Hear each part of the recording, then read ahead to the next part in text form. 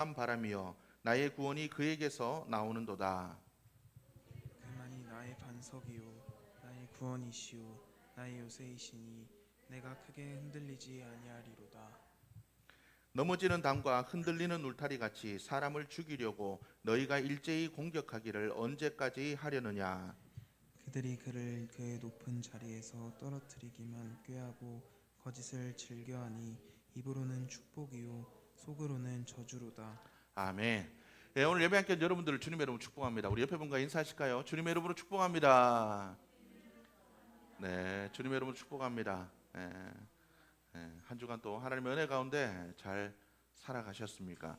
우리 지난주의 말씀을 여러분들 기억하십니까? 하나님께서 우리를 기가 막힐 웅덩이와 수렁에서 우리를 건져주시는 하나님이시다라고 말씀을 드렸습니다. 하나님께서 우리를 건져주시는 하나님이시기 때문에 우리는 복 있는 사람이다라고 여러분들에게 말씀을 드렸습니다. 하나님께서 우리의 선한 목자가 되시기 때문에 우리가 어느 곳에 있든 우리가 무엇을 하든 하나님께서 우리를 지키시고 우리를 바른 길로 인도하시고 우리가 깊은 수렁, 우리가 빠져나오지 못할 그 문제의 수렁과 시험의 웅덩이 가운데 빠질 때에 하나님께서 우리를 건져주신다라고 말씀을 드렸습니다. 우리가 그 하나님을 바라보면 우리의 삶은 소망이 있는 삶으로 변화되어질 줄로 믿습니다.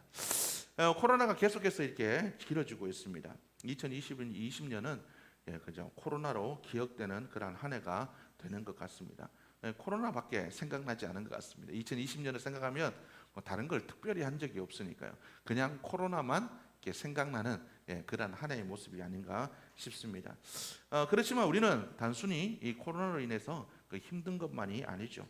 우리가 코로나가 이렇게 발병하고 있지만 여전히 우리는 살아가고 있고, 코로나가 있지만 어떤 이들은 결혼을 하고, 코로나가 있지만 이사도 하고, 코로나가 있지만 좁아진 입시의 문을 두드리기도 하고, 그리고 어떻습니까? 취업의 문을 두드리기도 하고, 코로나가 있지만 여전히 직장을 다니고, 코로나가 있지만 우리는 여전히 우리의 삶을 살아가고 있다라는 겁니다. 이 코로나로 인해서 이게 사람들에게 많은 의미들, 코로나가 많은 사람들에게 어떤 의미들을 던져주고 있습니다. 환경이 변할 때, 상황이 바뀌었을 때 우리는 어떻게 살아갈 것인가? 많은 사람들이 이것을 고민하고 있죠. 그래서 우리 그리스도인에게도 마찬가지인 것 같습니다. 코로나로 인해서 우리의 상황들이 많이 바뀌었습니다. 예배의 상황도 바뀌고, 우리의 믿음의 상황들도 많이 바뀌고, 정말 우리의 모든 것들이 많이 바뀌어가고 있죠. 이런 상황 속에서 우리는 여전히 그리스도인인가? 나는 이런 상황 속에서도 하나님의 자녀인가? 이런 상황 속에서도 나는 하나님의 자녀로 하나님의 뜻을 이루고 살아가는가? 나는 예배자인가? 이런 상황 속에서도, 코로나의 상황 속에서도 나는 하나님의 뜻을 지키기 위해, 하나님의 뜻을 이루기 위해 나는 노력하는 삶인가? 우리가 돌아볼 수 있는 자들이 되어야 될 줄로 믿습니다. 코로나라는 그 상황들이 우리를 힘들게 하지만 우리의 믿음들이 더 굳건해져 가고 있는가? 날마다 너희는 자라가라 라고 말씀하신 그 주님의 말씀을 우리가 기억하여서 상황이 어떻든 우리는 믿음으로 자라가고 있는가? 우리의 삶을 좀 돌아볼 수 있는 자들이 되어야 될 줄로 믿습니다. 예배의 방식이 좀 달라졌습니다. 그죠? 그렇지만 어떻습니까? 이런 코로나의 상황 속에서 예배의 방식이 달라졌다고 해서 이 예배가 우리의 삶의 존재 이유가 존재 방식이 예배가 우리의 그리스도인의 그 존재를 나타내는 것이 아니라는 것은 아니죠. 우리가 이런 상황이지만 어떤 예배의 형태로 우리가 예배를 드리든 간에 우리는 예배를 드리는 자인가? 우리가 돌아볼 수 있는 자들이 되어야 될 줄로 믿습니다. 마음껏 예배당 안에서 부르던 이 찬양이 제한되어도, 마음껏 기도하던 이 기도의 자리가 제한되어도, 마음껏 예배드리던 예배의 자리가 제한되어도 우리가 우리가 드리는 그 찬양이 내 삶에서도 잘 불려지고 있는가? 우리가 잘 고민해 볼 수 있는 자들이 되어야 될 줄로 믿습니다. 오늘 하나님은 우리에게 이야기합니다. 너희가 잠잠히 하나님만 바라라 라고 우리에게 이야기하고 있다라는 거죠. 잠잠이라는 뜻이 무엇일까요? 잠잠히 하나님을 바라보라. 아무것도 생각하지 말고, 아무것도 바라보지 말고 오로지 하나님만, 하나님과의 1대1의 관계를 가지라는 그런 말이 아닐까 생각해 봅니다. 이거는 격리하고는 다른 말이죠. 격리는 어떻습니까? 누군가에 의해서 어쩔 수 없이 구분되어서 갇히는 게 격리지만, 어떻습니까? 잠잠히 있는 것은 내 스스로 세상의 문을 닫고 하나님을 바라보는 것이라고 할 수가 있을 겁니다. 지금 이 시간 잠잠히 하나님을 바라볼 수 있는 여러분들의 모습이 되기를 주의 이름으로 축복합니다.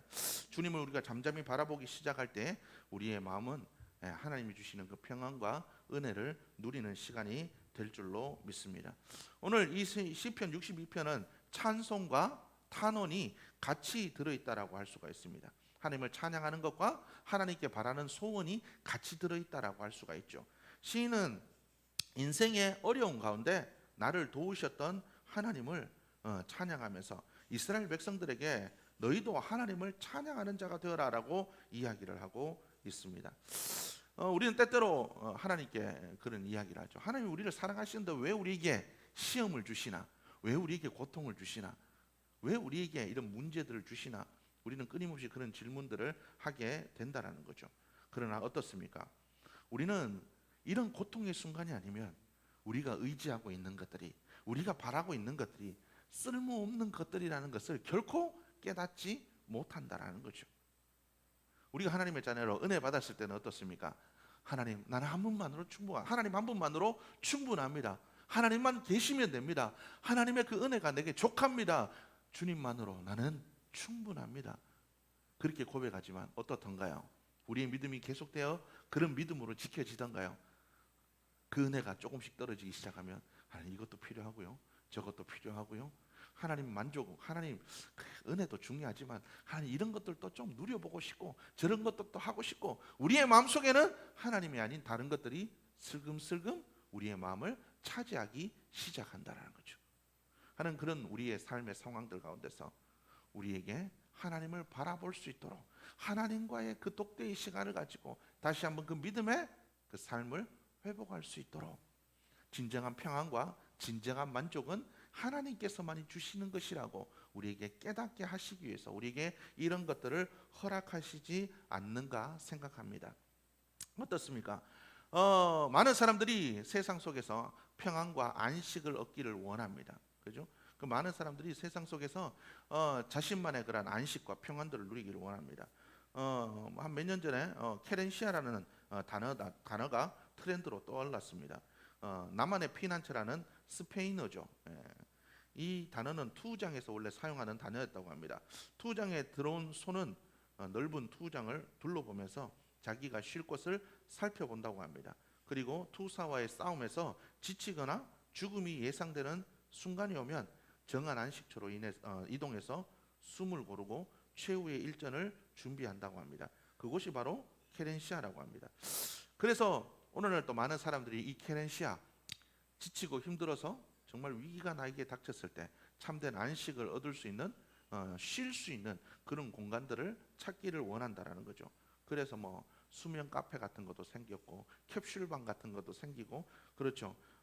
잦은 야식과 야근과 회식으로 인해서 지친 직장인들을 위해서 낮잠 영화관이라는 것도 생겼다고 합니다. 어떻습니까? 요즘 뭐 들어가서 요즘 보면 뭐 그죠, 이렇게 안식을 좀 마음의 평안을 누릴 수 있는 그러한 뭐 용품들과 물품들이 또 많이 팔리기도 한답니다. 허브차, LED 촛불, 담요, 귀마개, 안대, 슬리퍼 뭐 이런 것들이 많이 팔린다고 합니다. 결국 뭡니까? 좀 편안하게 쉬고 싶고 안식을 누리고 싶다라는 그 마음들이 많이 반영되었다라는 거죠. 가정의 인테리어도 케렌시아를 많이 추구한다고 합니다. 적극적인 그 휴식 공간, 쉴 수 있는 공간, 나만의 공간, 내가 만족을 얻고 안식을 얻을 수 있는 공간으로 꾸미는 것이 사회적 트렌드였다고 합니다. 어떻습니까? 우리의 삶들 속에서도 이런 케렌시아들이 필요합니다. 우리는 그 케렌시아, 만족과 안식을 얻기 위해서 우리는 여전히 많은 것들을 쫓고 있습니다. 그러나 어떻습니까? 그런 것들이 우리에게 만족을 줄 수는 없다라는 거죠. 우리가 많은 것들을 쫓아가 보지만 진정으로 우리에게 만족과 안식을 줄 수 있는 것들은 우리의 삶들 속에 없다라는 것을 깨닫게 된다라는 겁니다. 우리가 흔히 사랑하는 말들 중에 달관이라는 말이 있습니다. 달관, 무슨 단어입니까? 어떤 일에 얽매이지 않는다라는 거죠. 어떤 일에 얽매이지 않는다라는 거죠. 우리는 어떤 일에 얽매이지 않는 그러한 삶들을 살아가기를 원합니다. 그죠? 어떤 문제에도 어떤 삶에도 우리가 얽매이지 않고 누구나 다 그 자유로운 삶들을 살아가기를 원한다라는 거죠. 그러나 우리의 삶들 속에 이렇게 달관하는 삶을 살아갈 수 있는 그 능력은 오로지 주님께로부터 오는 그 은혜밖에 없다라는 것을 여러분들이 기억하시길 바랍니다. 세상 사람들은 누구나 다 자기의 삶들 속에 달관하거나 만족하지 않습니다. 그러나 믿음의 사람들은 어떻습니까? 그들은 늘 주님 안에서 만족한다라고 고백하고 있습니다. 내가 자족하는 법을 배웠다라고 사도 바울은 이야기를 하고 있습니다. 내가 가난해도 빈궁에도 부함에도 내가 어떤 상황 속에서도 나는 자족하는 법을 배웠다. 모든 상황 속에서 나는 평안하다라고 그는 고백하고 있습니다. 모든 상황 속에서 나는 은혜를 누리며 살아간다라고 이야기를 하고 있습니다. 그래서 많은 믿음의 선조들이 고난의 상황 속에서도 하나님을 찬양하고 문제의 상황 속에서도 흔들리지 않고 그들은 모든 것들을 믿음으로 이겨낼 수가 있었다라는 거죠. 오늘 시편 기자도 이야기합니다. 하나님만 바라봄으로 인하여서 나는 평안을 누리게 되었다라고 그는 고백하고 있다라는 거죠. 하나님만 바라라라고 오늘 시편 기자는 우리에게 이야기를 하고 있습니다. 하나님을 대표하는 단어는 God입니다. 그래서 하나님을 대표하는 그 단어를 쓸 때는 대문자를 쓰죠. 그러나 소문자 God에는 복수로 s를 붙이기도 합니다. 그런데 대문자로 쓰이는 하나님에게는 절대로 복수를 의미하는 s를 붙이지 않는다라는 겁니다. 우리가 참된 만족과 평안을 누리지 못하는 이유는 우리 삶들 속에 하나님이 없어서가 아니라 많은 신들이 있기 때문에 그렇습니다. 진정으로 하나님만 바라보는 것이 아니라 우리가 하나님 아닌 다른 것들도 자꾸 바라보기 때문에 그렇다라는 거죠. 그렇기 때문에 참된 만족과 안식이 없다라는 겁니다. 여러분, 세상이 두렵고 무서워서 우리가 하나님을 바라봅니다. 세상 속에서 만족과 안식을 누리지 못하기 때문에 하나님을 바라봅니다. 그럴 때 하나님께서는 우리를 기가 막힐 웅덩이와 수렁에서 건져주시기도 하고 우리를 푸른 초장과 실만한 물가로 우리를 인도하시기도 하고 내 원수의 목전에서 내게 상을 베푸시기도 하고 우리가 잠잠히 하나님만 바라보며 나아갈 때에 하나님께서는 그 막대와 지팡이로 사망의 음침한 골짜기를 지날지라도 나를 지켜주십니다. 그럴 때 우리에게는 참된 평안과 만족이 있다라는 겁니다. 여러분들 이 사실을 기억할 수 있기를 주님의 이름으로 축복합니다. 예전에 제가 어렸을 때입니다. 어렸을 때 저는 이렇게 어렸을 때 굉장히 이게 어렵게 자랐기 때문에 호텔이라는 곳을 호텔이라는 곳을 가보지를 못했습니다. 근데 우리 친구가 굉장히 잘 살기 때문에 호텔 라운지에 난생 처음 20살이 되어서 저를 데려갔습니다. 야, 저기는 가면 안 될 것 같고 들어가면 안 될 것 같고 굉장히 어려운 장소였습니다. 가서 뭐라도 하나 시키면 되게 비쌀 것 같고 그래서 들어가지 못하던 장소였는데 친구가 저를 데리고 들어간 겁니다. 친구가 저를 데리고 들어가서 거기서 커피를 사주기도 하고 거기서 여러 가지를 제게 여기서 이렇다 저렇다 얘기를 해주기도 했습니다. 그 친구가 있으니까 따라 들어간 겁니다.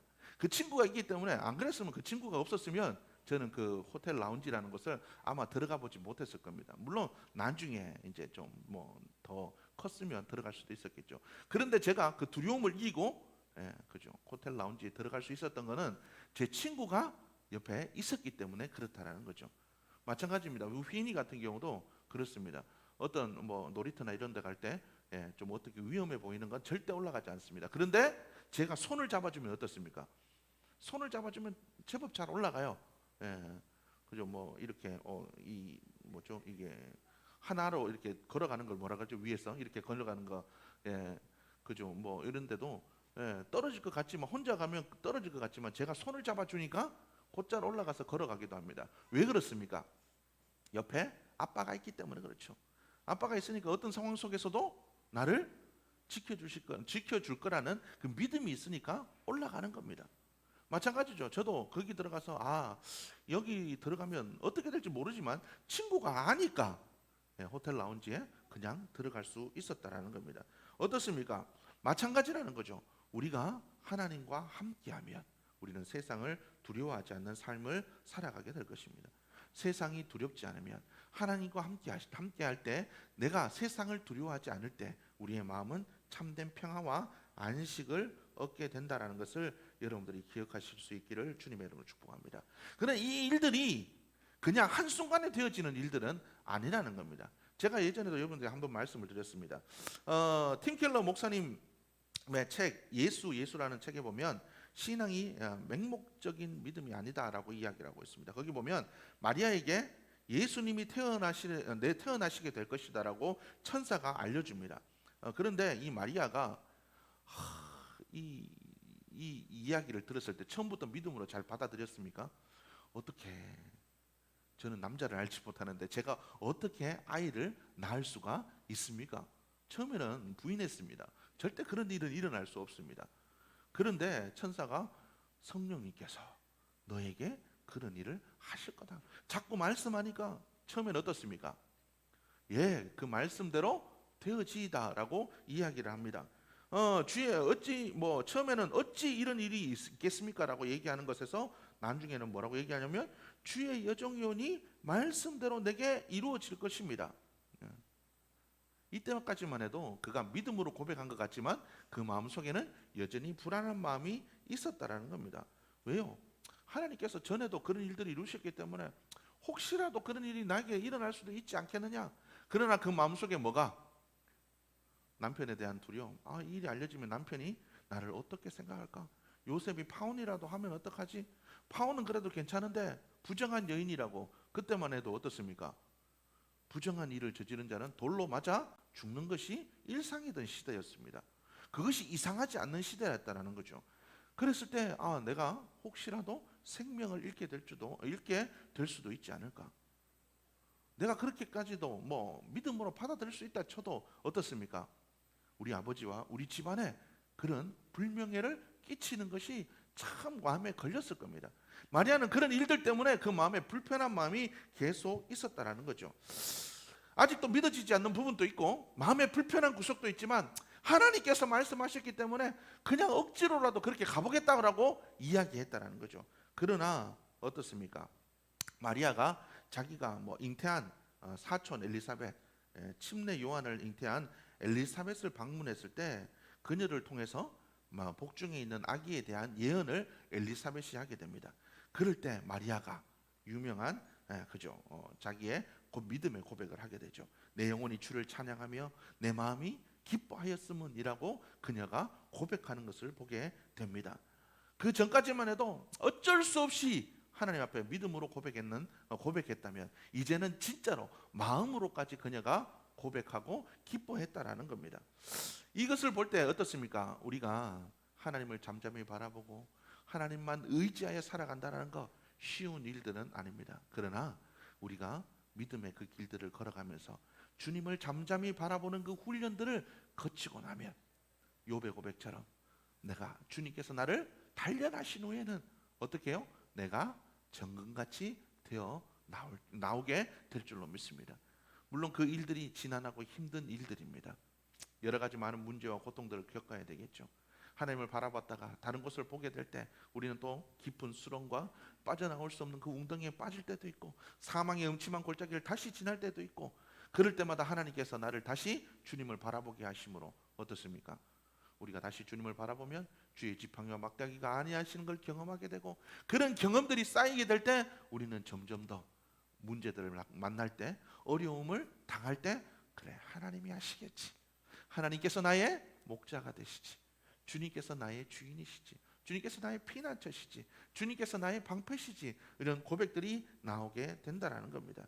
그리하면 어떻습니까? 오늘 이 다윗의 고백처럼 나의 영혼이 잠잠히 하나님만 바라며 나의 구원이 그에게서 나오는도다. 그래 내 삶에 기가 막힐 웅덩이와 수렁에 빠질 때도 있고 원수의 목전에서 내가 사망의 음침한 골짜기를 다닐 때도 있고 원수들이 나를 힘들게 할 때도 있지만 그래 주님을 바라보면 주님께서 언제나 나를 구원하셨지. 그래 나도 이제 다시 한번 주님을 바라봐야 되겠다. 이런 믿음이 우리 속에 생기게 된다는 겁니다. 여러분 우리의 삶들 속에 이런 믿음으로 살아갈 수 있는 여러분들의 모습이 되기를 주님으로 축복합니다.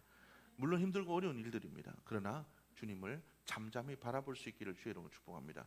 날마다 주님을 잠잠히 바라보고 또 바라보고 또 바라보고 또 바라볼 때 그것이 우리의 믿음의 연단이 되었어. 우리의 믿음이 정금같이 되어서 흔들리지 않는 믿음으로 결국은 평안한, 정말 주님만을 바라봄으로 평안을 누리는 믿음의 모습들로 우리가 세워지게 될 줄로 믿습니다. 우리가 하나님을 의심하게 되는 것은 우리의 마음 때문은 아니죠. 우리를 두르고 있는 환경 때문에 그렇다라는 겁니다. 오늘 성경 말씀에도 보면 다윗이 뭐라고 얘기합니까? 넘어지는 당과 흔들리는 울타리 같이 사람을 죽이려고 너희가 일제히 공격하기를 어느 때까지 언제까지 하려느냐? 그들이 그를 그의 높은 자리에서 떨어뜨리기만 꾀하고 거짓을 즐겨하니 입으로는 축복이요 속으로는 저주로다 라고 그가 이야기를 하고 있습니다. 자기가 처한 상황을 넘어지는 당과 흔들리는 울타리라고 이야기하고 있습니다. 당과 울타리는 뭡니까? 보호하기 위해서 쳐놓은 거죠. 보호하기 위해서 쳐놓은 것이 담과 울타리라는 겁니다. 자기를 보호하기 위해서 담을 세우고 내 영역일, 이것은 내 영역이다 라는 것을 표현하기 위해서 울타리를 쳐놓았는데 나의 안전이 위험받고 나의 영역들이 침범받는 그러한 순간이라는 겁니다. 그러면서 어떻습니까?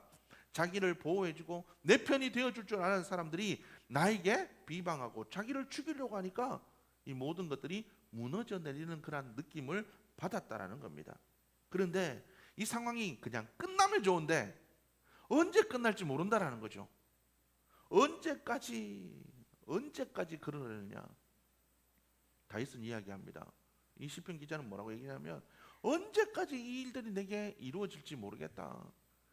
내 담이 무너지고 울타리가 흔들리고 사람들이 나를 비방하고 나를 욕하고 넘어뜨리는 이런 순간들, 이런 거짓말로 나를 이 거짓말들로 나를 비방하는 일들이 언제까지 이어질지 모른다라고 이 시편 기자는 이야기를 하고 있습니다. 그러나 이 시편 기자는 이야기합니다. 그런 와중에서 내가 주님을 바라보았더니 나의 구원이 누구에게서? 하나님께 나오게 된다라고 그는 고백하고 있다라는 겁니다. 여러분, 우리의 삶의 상황들은 늘 우리에게 호의적이지 않습니다. 좀 괜찮은가 싶으면 문제가 생기고, 어떤 삶의 상황 속에서 안정을 찾았다 싶으면 어떤 위험들이 우리를 닥쳐서 우리의 안전들이 위협받기도 한다라는 거죠. 그러나 그러한 상황 속에서 여러분들은 늘 주님을 바라볼 수 있기를 주님의 이름으로 축복합니다. 세상에 다른 것이 아닌 하나님만 바라볼 때에 하나님께서 우리의 선한 목자가 되어주실 줄로 믿습니다. 하나님만 바라보고 의지할 때에 하나님께서 우리를 구원하여 주실 줄로 믿습니다. 주님을 주님을 잠잠히 바라보는 것, 그것이 바로 우리 그리스도인들의 해야 될 사명이요 우리의 해야 될 일들인 줄로 믿으시기를 바랍니다. 나를 어떻게 할 수 있는 것처럼 구는 이들의 것이 세상의 어떤 것들이 나를 지켜주고 나를 보호하고 만족하고 나를 도와줄 수 있을 거리라는 그러한 믿음을 버리고 하나님만 바라볼 때 우리의 삶들은 참된 만족과 안식을 누리게 될 줄로 믿습니다. 우리는 믿음의 일을 해야 됩니다. 그 믿음의 일들이 뭡니까? 바로 주님을 바라보는 일들이라는 거죠. 주님을 바라볼 때 우리의 삶들 속에 축복이 있을 줄로 믿습니다. 다윗은 주님을 바라보았을 때 결국 하나님께서 나를 구원하여 주셨다라고 고백을 하고 있습니다. 다윗의 고백은 우리에게 얘기합니다. 세상의 성공과 만족과 세상의 안정과 평안은 세상이 주는 것이 아니라 하나님이 주는 것이다라는 그 믿음의 고백들을 하고 있다라는 거죠. 여러분들이 이러한 고백을 할 수 있기를 주의 이름으로 축복합니다. 그리스도인의 사명은 결국 뭡니까? 하나님을 드러내는 겁니다. 내 삶을 통하여 하나님을 나타내고 드러내는 것입니다. 여러분들이 무엇으로 하나님을 드러내겠습니까? 급변하는 상황 속에서, 문제의 상황 속에서 내가 하나님만 바라보았더니 하나님께서 나를 건져주셨다. 여러분, 우리는 이 믿음의 일들을 하는 자들이 되어야 될 줄로 믿습니다. 내가 존재하는 것, 내가 살아가는 것, 내가 버텨내고 견뎌내고 이기게 하는 것, 결국 이 모든 것이 하나님께로부터 왔다. 이것을 나타내는 것, 이것이 우리의 사명인 줄로 믿습니다. 이것들을 이루기 위해서는 어떻게 해야 됩니까? 잠잠히 주님만 바라보아야 됩니다. 세상이 아닌 잠잠히 주님만 바라볼 수 있는 우리 모두의 모습이 되어지기를 주님의 이름으로 축복합니다. 날마다 잠잠히 주님을 바라볼 때 하나님 주시는 그 구원의 축복을 누리는 여러분들의 모습이 되기를 주님의 이름으로 축복합니다. 예배드리는 이 순간도 잠잠히 주님을 바라보고, 여러분들이 기도할 때도 잠잠히 주님만을 바라보고, 여러분들이 삶을 살아갈 때도 주님만 바라보고 여러분들이 살아갈 수 있는 복된 삶이 되기를 주님의 이름으로 축복합니다. 매일매일의 그 삶이 주님만 바라봄으로 하나님께서 구원하시는 놀라운 은혜를 경험하는 복 있는 삶이 되시기를 주님의 이름으로 축복합니다. 기도하시겠습니다.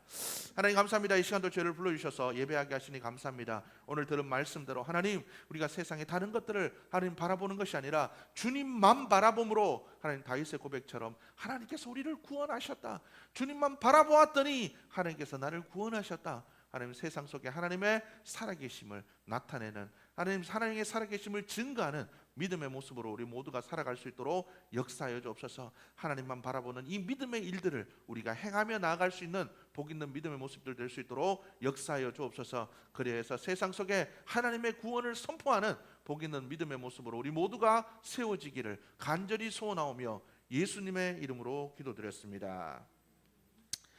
우리 시간 다 함께